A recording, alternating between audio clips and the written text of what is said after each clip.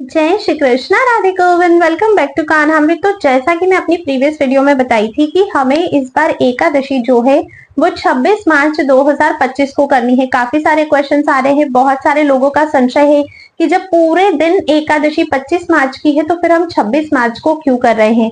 तो देखो, कोई भी विशेष दिन अगर होता है, कोई भी विशेष तिथि अगर होती है, जैसे हमारे घर में भी जब भी कुछ विशेष होता है तो हम भी उसके लिए विशेष तैयारियां करते हैं। इसी प्रकार मैंने माना कि 25 मार्च 2025 को ही संपूर्णतः एकादशी है। उस दिन हमें उदया तिथि में भी एकादशी मिल रही है। 26 मार्च को तो उदया तिथि में भी एकादशी नहीं है, लेकिन इस बार हम लोग 25 मार्च 2025 को एकादशी का व्रत ना रखते हुए 26 मार्च को ही एकादशी का व्रत रखेंगे और इसके पीछे एक बहुत विशेष कारण है। उसी पर आज इस वीडियो में चर्चा करेंगे। तो बिना देर के वीडियो को शुरू करते हैं।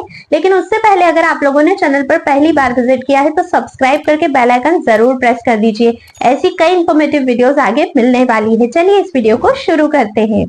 देखिए, ज्यादा सस्पेंस ना रखते हुए आप लोगों के डाउट्स को मैं क्लियर कर देती हूँ। इस बार 26 मार्च 2025 को है व्यंजुली महाद्वादशी। अब ये व्यंजुली महाद्वादशी क्या होती है, इसको समझना अति आवश्यक है। ये बात सही है कि 25 मार्च को ही एकादशी है और एकादशी का व्रत भी 25 मार्च को ही रखा जाना है, लेकिन हिंदू धर्म में हर चीज जो है वो शास्त्रों के हिसाब से चलती है। जैसा हमारे शास्त्र हमें आज्ञा करते हैं उसी हिसाब से हम अपने व्रत और त्योहार करते हैं। ठीक है, हमारे यहाँ पर 18 पुराण हैं, उनमें से एक पुराण है ब्रह्म वैवर्त पुराण। वैसे तो देखिए हर पुराणों में इसकी महिमा गाई गई है, लेकिन मैं आपको ब्रह्म वैवर्त पुराण से बताती हूँ। तो हमारे ब्रह्म वैवर्त पुराण में एक कॉन्वर्सेशन आता है जो कि शौनक जी और सूत जी के बीच में होता है, जिसमें ये चर्चा होती है कि प्राणी मात्र को किस एकादशी का व्रत रखना चाहिए जिससे कि उसे सर्वश्रेष्ठ फल की प्राप्ति होती है। तो शौनक जी सूत जी से ये क्वेश्चन करते हैं। तब सूत जी बताते हैं कि प्राणी मात्र को हर एकादशी का व्रत करना चाहिए। साल में 24 एकादशी आती है, कृष्ण पक्ष हो या शुक्ल पक्ष हो, आपको सभी एकादशियों का व्रत हमेशा करना ही चाहिए और वो व्रत द्वादशी प्रधान एकादशी होना चाहिए, उदया तिथि के अनुसार होना चाहिए। लेकिन यहाँ पर एक विशेष रूल लागू होता है। पूरे साल में 8 महाद्वादशियां आती है। अब ये 8 महाद्वादशी कौन कौन सी है, इनके नाम आपको डिस्क्रिप्शन बॉक्स में मिल जाएंगे, वहां से आप लोग चेक जरूर करिएगा।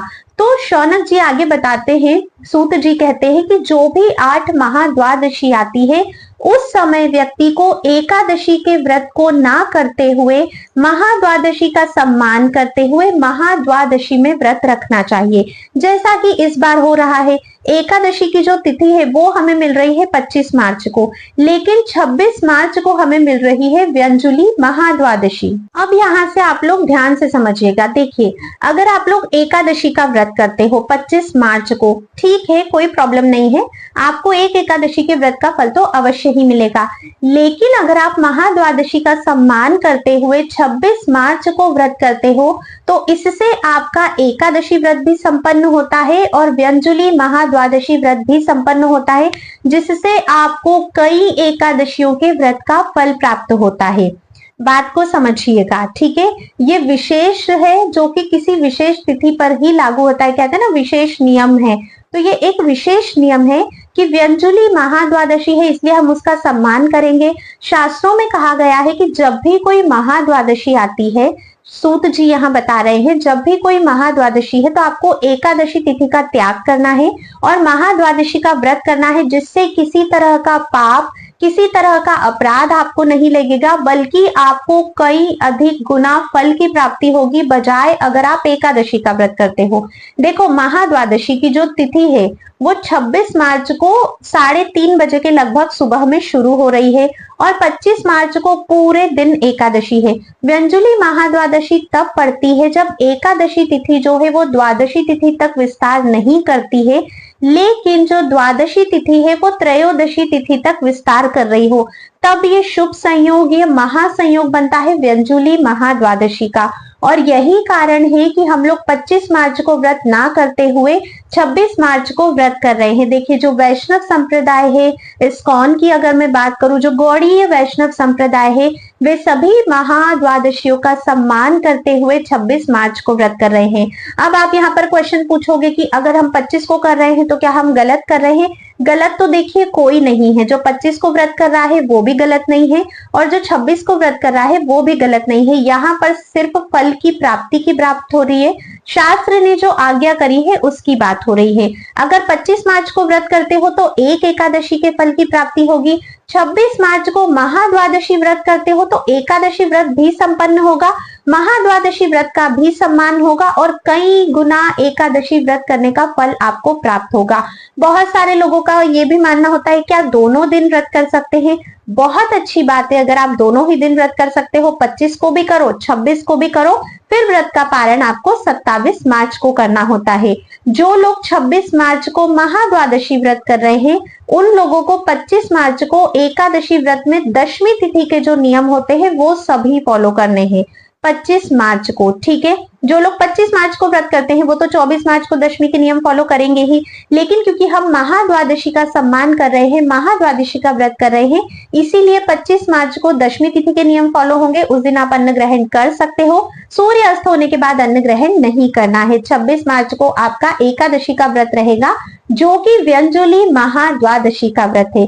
ठीक है, अब अगर आपको लगता है कि नहीं मुझे द्वादशी से तो मुझे कोई मतलब नहीं है, मुझे कई एकादशियों का फल भी नहीं चाहिए, मुझे तो सिर्फ एकादशी ही करनी है, तो बेशक आप लोग 25 मार्च को एकादशी कर सकते हो। लेकिन शास्त्रों की जो आज्ञा है, शास्त्रों में क्लियरली जो मेंशन है कि हमें महाद्वादशी का सम्मान करना है, महाद्वादशी होने पर एकादशी के व्रत को त्यागना है और महाद्वादशी तिथि में ही व्रत करना है।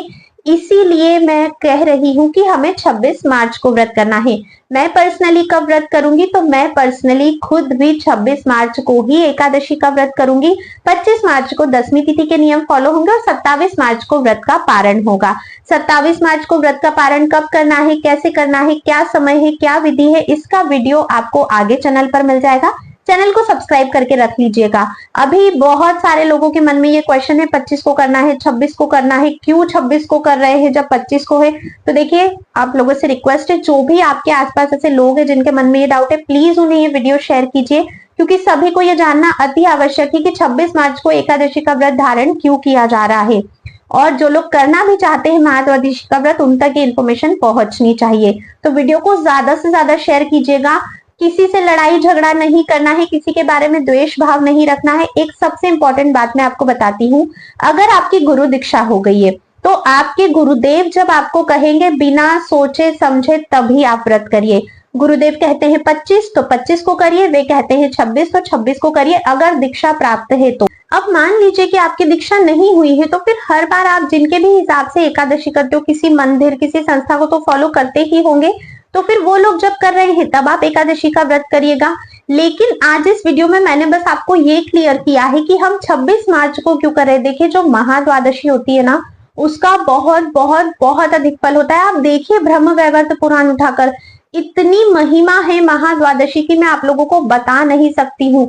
एक तो पाप मोचनी एकादशी है, पाप मोचनी एकादशी पर व्यंजुली महाद्वादशी का ये जो महासंयोग बन रहा है, ये आपको आपके जीवन के भयंकर से भयंकर पापों से मुक्ति दिलवाएगा। ये आपको आपके जीवन में कई अधिक पुण्य फल की प्राप्ति करवाएगा, बजाय एक एकादशी व्रत करने के पाप मोचनी का।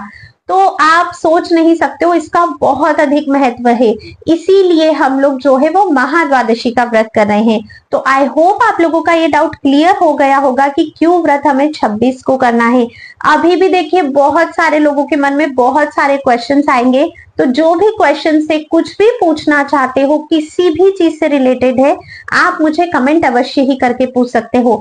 एकादशी व्रत कैसे करना है, क्या नियम होते हैं, क्या खा सकते हैं, क्या नहीं खा सकते हैं, सारी वीडियोस ऑलरेडी चैनल पर है। मैं सभी का लिंक आपको डिस्क्रिप्शन बॉक्स में दे दूंगी। ऑलरेडी एक प्लेलिस्ट भी है चैनल पे जिसका नाम है एकादशी इंपॉर्टेंट वीडियोस। वहां पर अगर आप जाते हो तो आपको एकादशी से रिलेटेड जितनी भी इंपॉर्टेंट इन्फॉर्मेशन होनी चाहिए वो सारे वीडियोस मिल जाएंगे। आप उन्हें जरूर चेकआउट करिएगा, आपको बिल्कुल ज्ञात हो जाएगा कैसे व्रत करना है, कैसे पूजा करनी है, क्या नियम है और सारी चीजें। एकादशी व्रत वाले दिन उसकी कथा भी अवश्य ही सुननी चाहिए, जो आपको आगे चैनल पर कथा का वीडियो मिल जाएगा। इस एकादशी व्रत का पारण कब कैसे करना है वो भी आपको आगे चैनल पर मिल जाएगा। तो अब आपका जब भी मन हो, 25 को करना हो, 26 को करना हो, दोनों दिन करना हो, कंप्लीटली अब ये आपका डिसीजन है। बाकी जो शास्त्र कहते हैं, जो हमारे ग्रंथों में लिखा है, जो हमारे गुरुजन कहते हैं, वो बातें मैंने आपको बता दी है। आगे आप लोग जब भी व्रत करना चाहते हैं वो पूर्णतः आप लोगों के ऊपर निर्भर करता है। आज की वीडियो में बस इतना ही। आई होप आप लोगों को क्लियर हो गया होगा जो इतना बड़ा आपका डाउट चल रहा है। अगर क्लियर हो गया है, बात समझ में आई है, शास्त्रोक्त आपको लगा है जो भी मैंने आपको बताया है, तो वीडियो को लाइक करके और कमेंट में राधे राधे लिखकर अवश्य ही जाइएगा। अब मैं आप सभी से मिलूंगी नेक्स्ट वीडियो में, तब तक के लिए राधे राधे।